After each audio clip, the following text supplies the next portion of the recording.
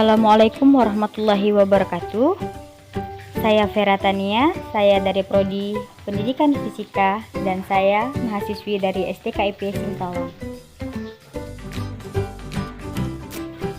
Saya akan membahas materi tentang evaluasi pembelajaran, formatif, sumatif, diagnostik, serta melalui listen study. Pengertian evaluasi secara harfiah, kata evaluasi berasal dari bahasa Inggris, yakni evaluation. Dalam bahasa Arab berarti al-takdir, dan dalam bahasa Indonesia berarti penilaian. Akar katanya adalah falu. Dalam bahasa Arab berarti al-qimah. Dalam bahasa Indonesia berarti nilai. Dengan demikian, secara harfiah, evaluasi pendidikan adalah penilaian dalam bidang pendidikan atau penilaian mengenai hal-hal yang berkaitan dengan kegiatan pendidikan.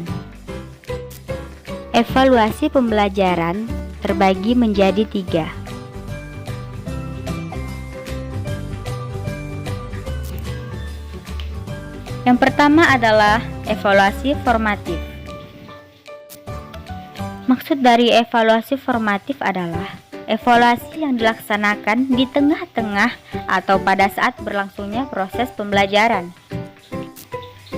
yaitu dilaksanakan pada setiap kali satuan pembelajaran ataupun subpokok bahasan dapat kita selesaikan dengan tujuan atau pengetahuan sejauh mana peserta didik tersebut telah terbentuk. Fungsi dari evaluasi formatif ini adalah untuk memperbaiki proses belajar mengajar. Banyak sekali manfaat dari evaluasi formatif ini.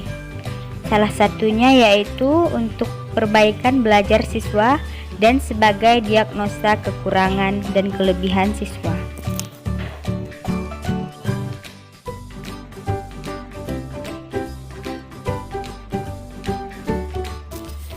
Yang kedua adalah evaluasi sumatif. Evaluasi sumatif ini adalah evaluasi yang dilaksanakan setelah sekumpulan program pelajaran selesai diberikan. Tujuan utama dari evaluasi sumatif ini adalah untuk menentukan nilai yang melambangkan keberhasilan peserta didik setelah mereka menempuh program pengajaran dalam jangka waktu tertentu. Dan fungsi evaluasi sumatif ini adalah untuk menentukan angka kemajuan atau hasil belajar peserta didik. Manfaat evaluasi sumatif yang pertama untuk menentukan nilai, yang kedua untuk menentukan seseorang anak dapat atau tidak mengikuti kelompok dan menerima program berikutnya. Dan yang ketiga, untuk mengisi catatan kemampuan siswa.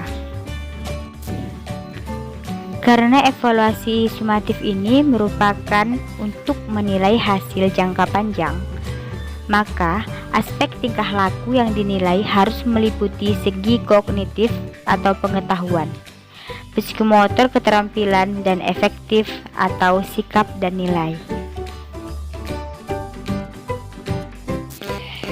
Yang ketiga yaitu diagnostik. Diagnostik ini adalah evaluasi yang bertujuan untuk mengetahui kelemahan-kelemahan siswa serta faktor-faktor penyebabnya. Pelaksanaan evaluasi semacam ini biasanya bertujuan untuk keperluan bimbingan belajar, pengajaran remedial, menemukan kasus-kasus, dan masih banyak yang lainnya. Listen study. Listen study merupakan suatu pendekatan peningkatan kualitas pembelajaran yang dilaksanakan oleh guru secara kolaboratif. Dengan langkah-langkah pokok, merencanakan pembelajaran untuk mencapai tujuan, dan melaksanakan pembelajaran, mengamati pelaksanaan pembelajaran tersebut, serta melakukan refleksi untuk mendiskusikan pembelajaran yang dikaji tersebut untuk bahan menyempurnakan dalam rencana pembelajaran berikutnya. Fokus utama pelaksanaan listen study adalah aktivitas siswa di kelas, dengan asumsi bahwa aktivitas siswa tersebut berkaitan dengan aktivitas guru selama mengajar di kelas. Tahapan-tahapan listen study. Yang pertama adalah tahap perencanaan atau plan. Dalam tahap perencanaan ini, para guru yang bergabung dalam listen study berkolaborasi untuk menyusun RPP yang mencerminkan pembelajaran yang berpusat pada siswa. Yang kedua, tahapan pelaksanaan atau do. Pada tahapan yang kedua ini, terdapat dua kegiatan utama, yaitu yang pertama, kegiatan pelaksanaan pembelajaran yang dilakukan oleh seorang guru yang disepakati atas permintaan sendiri untuk mempraktikkan RPP yang telah disusun bersama. Kegiatan pengamatan atau observasi yang dilakukan oleh anggota atau komunitas listen study yang lainnya. Yang ketiga yaitu tahapan refleksi atau cek. Tahapan ketiga ini merupakan tahapan yang sangat penting karena upaya perbaikan proses pembelajaran selanjutnya akan bergantung dari ketajaman analisis para peserta berdasarkan pengamatan terhadap pelaksanaan pembelajaran yang telah dilaksanakan. Dan yang terakhir yaitu yang keempat, tahapan tindak lanjut atau ACH.